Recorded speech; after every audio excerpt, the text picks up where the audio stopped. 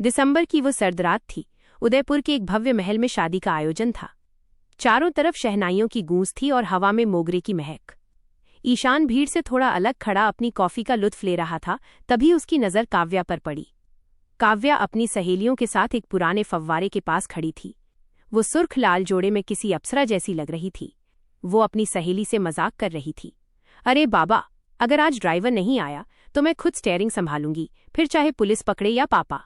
उसकी खिलखिलाहट ईशान के कानों में मिश्री की तरह घुली। ईशान ने कई चेहरे देखे थे, लेकिन ऐसी बेबाक मासूमियत पहली बार देखी।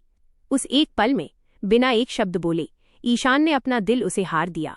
वो बस दूर खड़ा उसे निहारता रहा, मानो कोई कलाकार अपनी सबसे बेहतरीन कृति देख रहा हो।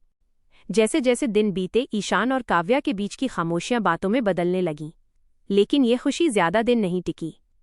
काव्या के पिता मिस्टर खन्ना, जो शहर के सबसे प्रभावशाली और क्रूर स्वभाव के इंसान थे, उन्हें इस बढ़ती नज़दीकी की भनक लग गई। एक शाम जब ईशान काव्या से मिलने उसके घर के पास पहुंचा तो मिस्टर खन्ना ने उसे रास्ते में ही घेर लिया। उनकी आंखों में खून उतर आया था।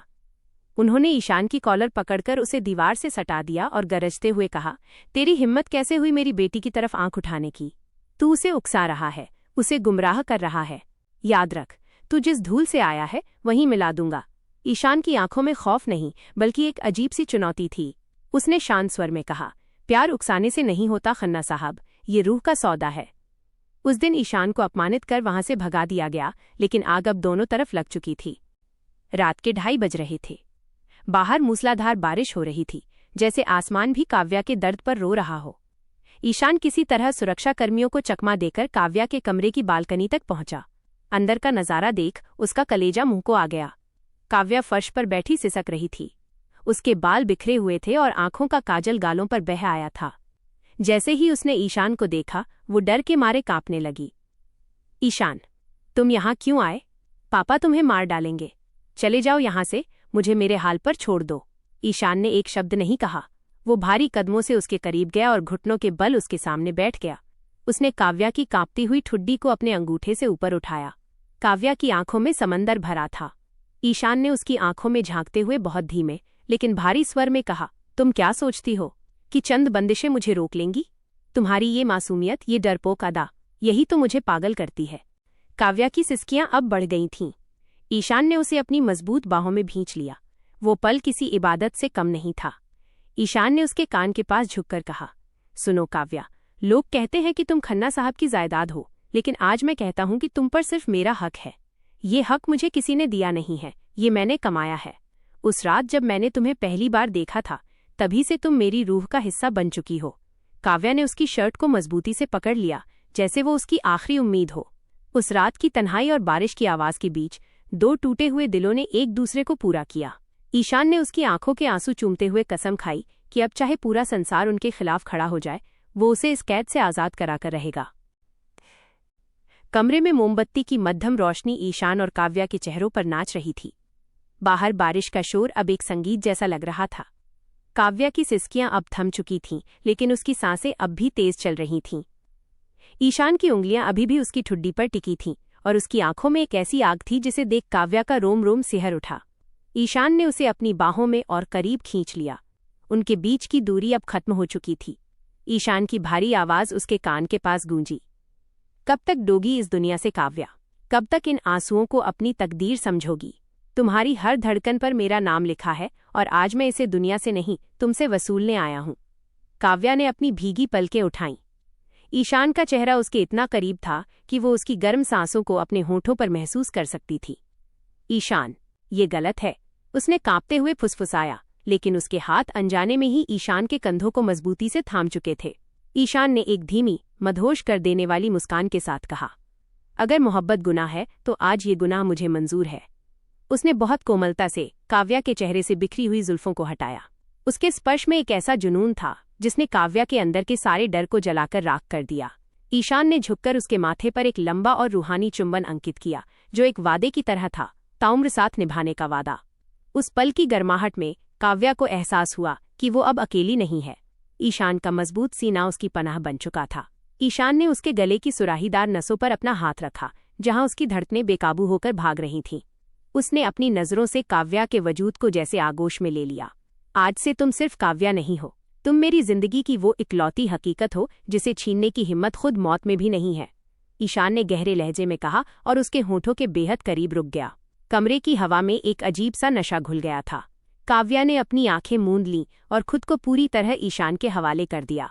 वो रात केवल दो प्रेमियों के मिलने की नहीं थी, वो रात थी एक अधिकार की, एक अटूट दावे की, एंड उस हक की जिसे ईशान ने अपनी रूह से सींचा था।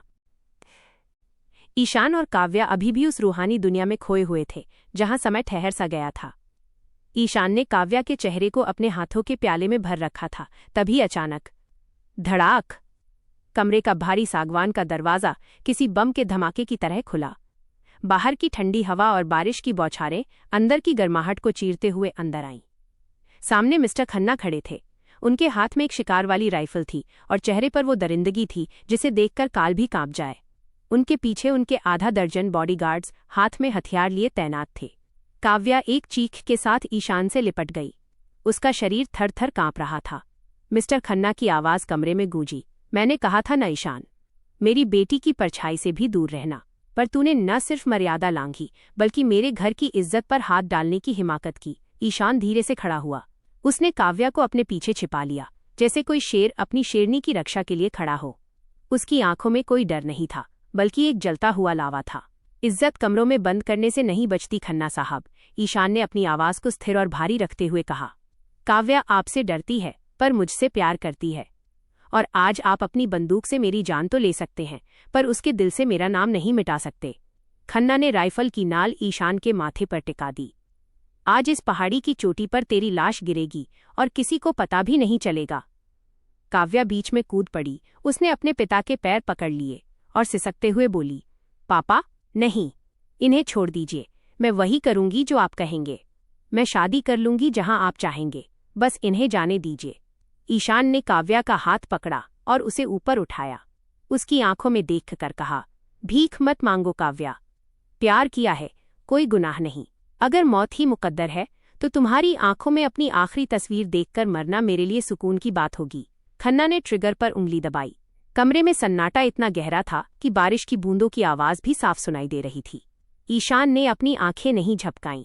उसने सीधे खन्ना की आंखों में देखा, एक ऐसा हक जो मौत से भी बड़ा था। तभी खन्ना का सबसे वफादार बॉडीगार्ड अंदर आया और फुसफुसाया, साहब, बाहर पुलिस की गाड़ियां आ रही हैं और प्रेस वाले भी पहुंच गए हैं। ईशान के दोस्तों ने लाइव लोकेशन भेज दी थी। मिस्टर खन्ना का चेहरा गुस्से से नीला पड़ गया।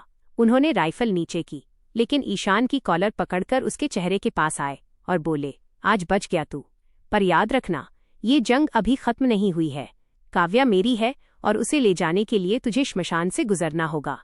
ईशान ने एक फीकी मुस्कान के साथ जवाब दिया, मैं तो श्मशान से ही लौटकर आया हूं खन्ना साहब, अब इंतजार मुझे आपके अगले वार का है। मिस्टर खन्ना के भारी कदमों की आवाज़ जब गलियारे में धुंधली पड़ गई तब काव्या के संयम का बांध टूट गया। वो बेजान सी होकर फर्श पर गिरने ही वाली थी कि ईशान ने उसे अपनी फौलादी बाहों में थाम लिया। काव्या उसकी शर्ट को अपनी मुट्ठियों में भींचकर बुरी तरह रोने लगी। उसके कांपते होठों से बस एक ही शब्द निकल रहा था, ईशान, वो तुम्हें मार देते, वो सच में तुम्हें मार देते। ईशान ने उसे अपने सीने से इतनी मजबूती से सटा लिया कि काव्या को उसकी धड़कनों की गड़गड़ाहट साफ सुनाई देने लगी। उसने अपना चेहरा काव्या के भीगे बालों में छुपा लिया और एक गहरी सांस ली। जब तक तुम मेरी रूह की जंजीर बनी हुई हो काव्या, कोई मौत मुझे छू भी नहीं सकती। ईशान की आवाज़ भारी और मदहोश कर देने वाली थी। उसने धीरे से काव्या को खुद से थोड़ा अलग किया। काव्या का चेहरा डर और आंसुओं से पीला पड़ चुका था। ईशान ने अपनी उंगलियों से उसके गालों पर जमे खौफ को पोंछा। उसके स्पर्श में एक ऐसी तपिश थी कि काव्या की कांपनी धीरे धीरे कम होने लगी। ईशान ने फिर से उसकी ठुड्डी को ऊपर उठाया। इस बार उसकी नज़रों में सिर्फ जुनून नहीं बल्कि एक अटूट अधिकार था। उसने अपनी पेशानी काव्या की पेशानी से टिका दी। कमरे की मध्यम रोशनी में उनकी सांसें एक दूसरे में उलझ रही थीं। खन्ना साहब ने सच कहा था काव्या, ईशान ने सरगोशी की। ये जंग अब शुरू हुई है और इस जंग का पहला इनाम तुम हो। मेरा प्यार, मेरा जुनून, मेरा हक। काव्या ने अपनी नम आंखें उठाईं। उस पल उसे एहसास हुआ कि ईशान सिर्फ उसके प्यार के लिए नहीं लड़ रहा, वो उसके वजूद के लिए लड़ रहा है। उसने अपना हाथ ईशान के चेहरे पर रखा और धीरे से उसके होठों को अपने अंगूठे से छुआ। मैं अब नहीं डरती ईशान। अगर श्मशान के रास्ते से ही हमारी दुनिया गुजरती है तो मैं जलने को तैयार हूँ, बशर्ते तुम्हारा हाथ मेरे हाथ में रहे। ईशान की आंखों में एक जलता हुआ लावा उभरा। उसने झुककर काव्या के कानों के पास बेहद मध्यम लहजे में कहा, आज की रात गवाह है, तुम मेरी हो, और इस मेरी शब्द के आगे पूरी दुनिया की ताकतें भी छोटी पड़ जाएंगी। उसने बहुत शिद्दत से काव्या के माथे को चूमा और उसे अपनी आगोश में भर लिया। उस तूफानी रात में बाहर बिजली कड़क रही थी और अंदर दो रूहें एक दूसरे के वजूद में हमेशा के लिए विलीन हो रही थीं। अब उन्हें भागना नहीं था, अब उन्हें जीतना था। मिस्टर खन्ना के जाने के बाद उस कमरे की हवा में फैला तनाव धीरे धीरे प्यार की मिठास में बदलने लगा। ईशान ने काव्या को अपनी बाहों में सुरक्षित महसूस कराया, जैसे वो दुनिया के हर तूफान के खिलाफ उसकी ढाल बन गया हो। उसने काव्या को सहारा देकर पास ही पड़े एक आलीशान मखमली सोफे पर बिठाया और खुद उसके पैरों के पास फर्श पर बैठ गया। काव्या की सिसकियां अब एक सुकून भरी चुप्पी में बदल चुकी थीं। ईशान ने उसके कांपते हाथों को अपने बड़े और गर्म हाथों में ले लिया और उन्हें चूमते हुए अपनी आंखों से लगा लिया। इतना डरो मत काव्या, ईशान ने बेहद धीमी और मखमली आवाज में कहा। दुनिया की कोई भी ताकत उस इंसान को नहीं हरा सकती जिसके पास तुम्हारी जैसी रूहानी मोहब्बत हो। काव्या ने अपनी नम आंखों से उसे देखा। उसने ईशान के उलझे हुए बालों को अपनी उंगलियों से संवारा। ईशान, मैंने कभी नहीं सोचा था कि कोई मेरे लिए इतना बड़ा स्टैंड लेगा। मुझे लगा था कि मैं इन दीवारों के बीच ही दम तोड़ दूंगी। ईशान ने मुस्कुराते हुए अपना सिर उसकी गोद में रख दिया। काव्या का स्पर्श उसके लिए दुनिया की सबसे बड़ी राहत थी। उसने ऊपर देखते हुए कहा, तुम्हारी वो पहली हंसी याद है जब तुम उस पुरानी गाड़ी के पास खड़ी सहेलियों से कार चलाने की जिद कर रही थी? उसी पल मैंने तय कर लिया था कि तुम्हारी आज़ादी और तुम्हारी मुस्कान की हिफाजत करना ही अब मेरा धर्म है। काव्या का चेहरा शर्म और प्यार से गुलाबी हो उठा। उसने झुककर ईशान के माथे पर अपनी सांसों की गर्माहट छोड़ी। कमरे में जल रही मोमबत्तियां अब आखिरी पड़ाव पर थीं, जिससे वातावरण और भी रूहानी और नशीला हो गया था। ईशान फिर से खड़ा हुआ और उसने काव्या को अपने आगोश में भर लिया। उसने बहुत कोमलता से काव्या की ठुड्डी को फिर से उठाया और उसकी आंखों में झांका। इस बार वहां डर का एक कतरा भी नहीं था, केवल ईशान के लिए बेइंतहा चाहत थी। आज से हम भागेंगे नहीं काव्या, आज से हम साथ चलेंगे। एक ऐसी दुनिया बनाएंगे जहां न कोई खन्ना होगा, न कोई बंदिश, बस तुम, मैं और हमारी ये खामोश धड़कने। उसने बहुत शिद्दत से काव्या के गालों पर ढले आंसुओं के निशानों को अपनी उंगलियों से मिटाया और उसके माथे को चूम लिया। उस रात की तन्हाई में बारिश की बूंदों की टपटप के बीच दो दिलों ने एक दूसरे को मुकम्मल किया। ये रोमांस का वो चरम था जहां जिस्मों से ज्यादा रूहों का मिलन हो रहा था। ईशान ने उसे अपनी बाहों में उठाकर खिड़की के पास ले गया, जहां से अब बादल छंट रहे थे और दूर पहाड़ों के पीछे से सूरज की पहली किरण झांकने की तैयारी कर रही थी। देखो काव्या, नया सवेरा हो रहा है, और ये सवेरा सिर्फ हमारा है। काव्या ने अपना सिर उसके मजबूत कंधे पर टिका दिया। उसे यकीन हो गया था कि अब चाहे रास्ते कितने भी कठिन क्यों ना हो, ईशान का प्यार उसे हर मंजिल तक पहुंचा देगा। शहर के शोर शराबे से कोसों दूर पहाड़ियों की गोद में बने एक छोटे से सफेद घर में आज खुशियों की महक घुली हुई थी। ईशान और काव्या ने समाज की बेड़ियों को तोड़कर सादगी से एक मंदिर में 7 फेरे लेकर एक दूसरे को अपना बना लिया था। रात का गहरा सन्नाटा था और आसमान तारों की चादर ओढ़े इस मिलन का गवाह बन रहा था। कमरे के अंदर केवल चमेली के फूलों की भीनी भीनी खुशबू और घी के दियों की सुनहरी रोशनी थी। काव्या अपने लाल जोड़े में घूंघट ओढ़े बिस्तर के कोने पर बैठी थी। उसकी धड़कनें आज पहले से कहीं ज्यादा तेज थीं। ये डर नहीं, बल्कि एक मीठी सी घबराहट थी। तभी कमरे का दरवाज़ा धीरे से खुला और ईशान अंदर दाखिल हुआ। ईशान ने दरवाज़ा बंद किया और कुछ पल वहीं ठहरकर काव्या को निहारता रहा। लाल जोड़े में लिपटी काव्या उसे किसी सजी हुई मन्नत जैसी लग रही थी। वो हौले से कदमों के साथ उसके करीब आया और बिस्तर के किनारे उसके पास बैठ गया। काव्या, उसने बहुत मध्यम और भारी आवाज में उसका नाम पुकारा। काव्या ने धीरे से अपनी पलकें उठाईं। ईशान ने बहुत ही नज़ाकत के साथ उसके घूंघट को पीछे हटाया। दिए की लौ में काव्या का चेहरा कुंदन की तरह दमक रहा था। ईशान ने अपनी उंगलियों से उसकी ठुड्डी को ऊपर उठाया और उसकी कजरारी आंखों में सीधे झांका। आज तुम सच में मेरी हो गई हो, ईशान ने फुसफुसाते हुए कहा। आज कोई खन्ना, कोई दीवार, कोई दुनिया हमारे बीच नहीं है। आज केवल मैं हूं और तुम हो। काव्या ने अपनी नजरें झुका लीं और धीरे से अपना सिर ईशान के मजबूत सीने पर रख दिया। ईशान ने उसे अपनी बाहों के घेरे में ले लिया। उसकी बाहों की गर्माहट में काव्या को वो सुकून मिला जिसकी उसे बरसों से तलाश थी। ईशान ने बहुत कोमलता से काव्या के चेहरे पर गिरती लटों को हटाया और उसके माथे पर अपनी मोहब्बत की मुहर लगाते हुए एक लंबा और गहरा चुंबन अंकित किया। काव्या के शरीर में एक सिहरन सी दौड़ गई। ईशान का स्पर्श आज पहले से कहीं ज्यादा गहरा और अधिकारपूर्ण था। ईशान, काव्या ने धीमी आवाज में कहा, आज मुझे लग रहा है कि मेरी जिंदगी मुकम्मल हो गई है। मुझे अब और कुछ नहीं चाहिए। ईशान ने मुस्कुराते हुए उसके चेहरे को अपने दोनों हाथों के प्याले में भर लिया। उसने उसकी आंखों, उसके गालों और फिर उसके कांपते हुए होठों की ओर अपनी नजरें झुकाईं। कमरे की रोशनी मध्यम होती गई और केवल उनकी गर्म सांसों की आवाज सुनाई दे रही थी। ईशान ने उसे धीरे से फूलों से सजे बिस्तर पर लेटा दिया। उस रात उन्होंने न केवल जिस्मों के मिलन को महसूस किया, बल्कि उनकी रूहें भी एक दूसरे में विलीन हो गईं। वो सुहागरात केवल एक रस्म नहीं थी, बल्कि दो तपते हुए दिलों का एक शांत झील में मिल जाने जैसा था। प्यार की उस पवित्र आग में उनका हर डर, हर सिसकी और हर दर्द हमेशा के लिए जलकर राख हो गया। जब अगली सुबह की पहली किरण ने खिड़की से दस्तक दी तो वे एक दूसरे की बाहों में सुरक्षित थे, एक नई जिंदगी और एक अटूट प्रेम कहानी की शुरुआत के साथ। कमरे के भीतर मोगरे और गुलाब की महक सांसों में नशा घोल रही थी। बाहर बारिश की हल्की बूंदों की आवाज खिड़की के शीशों पर संगीत पैदा कर रही थी, लेकिन कमरे के अंदर एक अलग ही तपिश थी। ईशान ने दरवाजा बंद किया और धीरे से काव्या की ओर मुड़ा। काव्या बिस्तर के किनारे बैठी थी, उसका सुर्ख लाल जोड़ा और सोने के गहने दियों की मध्यम रोशनी में चमक रहे थे। उसकी धड़कनें इतनी तेज थीं कि उसे खुद अपने कानों में सुनाई दे रही थीं। जैसे ही उसने ईशान के भारी कदमों की आहट सुनी, उसने अपनी आंखें मूंद लीं। ईशान उसके बिल्कुल करीब आकर खड़ा हो गया। उसने बिना कुछ कहे बहुत ही नज़ाकत से काव्या के घूंघट को अपनी उंगलियों से ऊपर उठाया। काव्या का चेहरा शर्म से लाल हो चुका था और उसकी पलकें कांप रही थीं।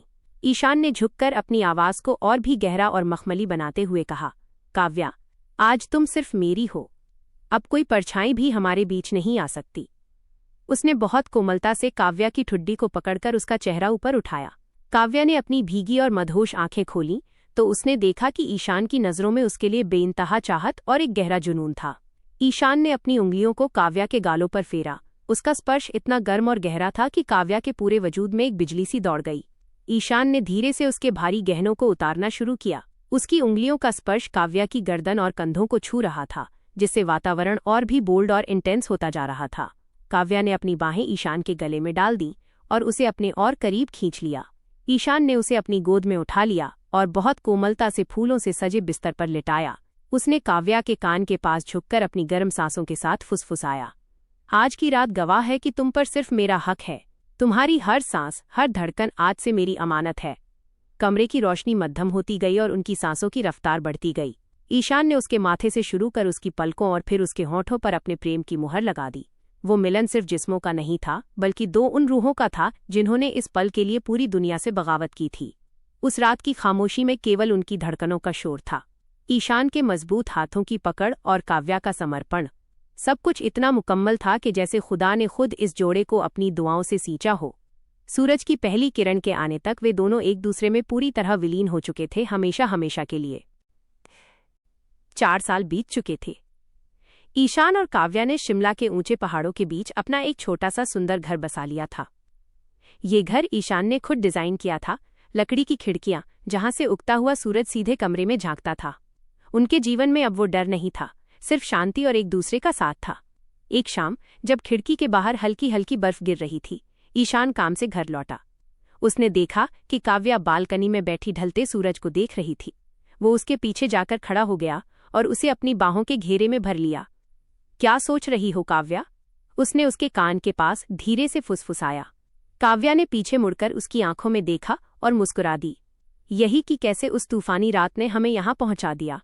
कभी कभी यकीन नहीं होता कि हम आज़ाद हैं। ईशान ने उसे अपनी ओर घुमाया। उसकी आंखों में आज भी वही चमक थी जो उस पहली शादी वाली रात में थी। उसने बहुत कोमलता से काव्या की ठुड्डी को ऊपर उठाया।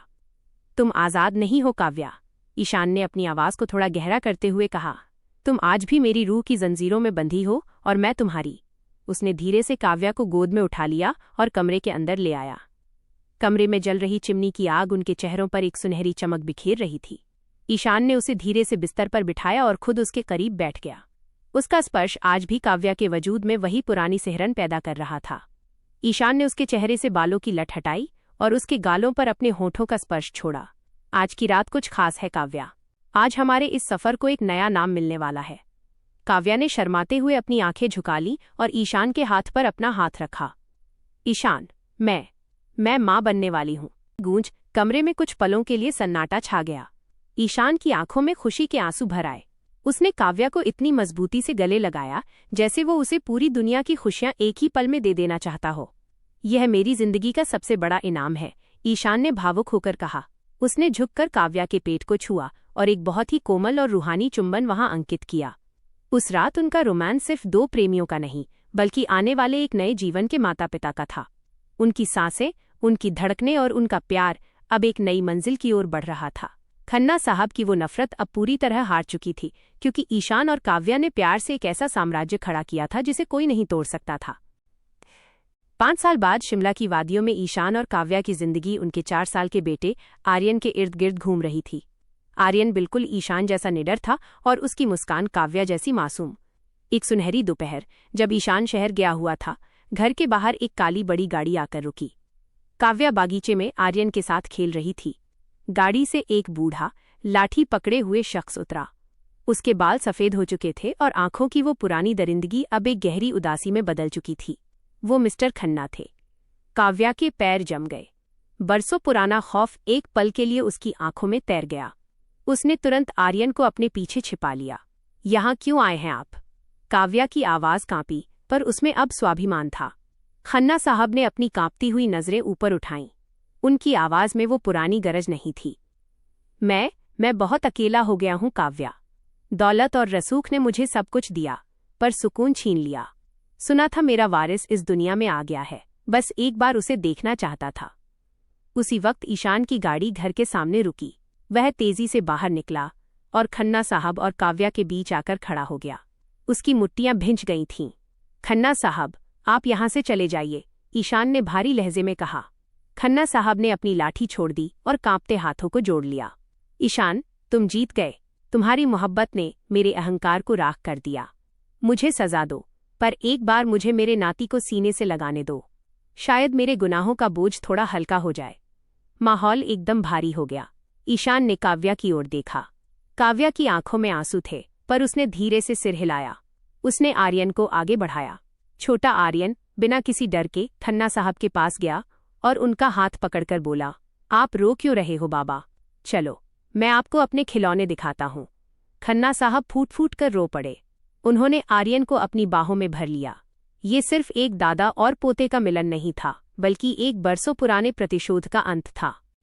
रात को जब घर में सब शांत हो गया और आर्यन सो गया, ईशान और काव्या अपनी बालकनी में खड़े थे। खन्ना साहब गेस्ट रूम में आराम कर रहे थे। आज इस घर की दीवारें सिर्फ प्यार से भरी थीं। ईशान ने काव्या को अपनी ओर खींचा और उसे अपनी बाहों में महफूज कर लिया। उसने काव्या की ठुड्डी को ऊपर उठाया और उसकी चमकती आंखों में देखा काव्या, प्यार से बड़ी कोई जंग नहीं होती, ईशान ने मदहोश कर देने वाली आवाज में कहा। काव्या ने अपना हाथ उसके दिल पर रखा। ये सब तुम्हारी वजह से हुआ ईशान। तुमने हार नहीं मानी, इसलिए आज हमारी दुनिया मुकम्मल है। ईशान ने उसके माथे को चूमा और फिर उसके होठों के करीब आकर फुसफुसाया। अब इस मुकम्मल दुनिया में सिर्फ तुम और मैं। बाहर चांदनी पूरी शिद्दत से चमक रही थी और हवाओं में सिर्फ उनकी धड़कनों का संगीत था। रूह की जंजीरें अब सिर्फ एक बंधन नहीं थीं, बल्कि एक ऐसी आज़ादी थी जिसे उन्होंने अपनी रूह से सींचा था।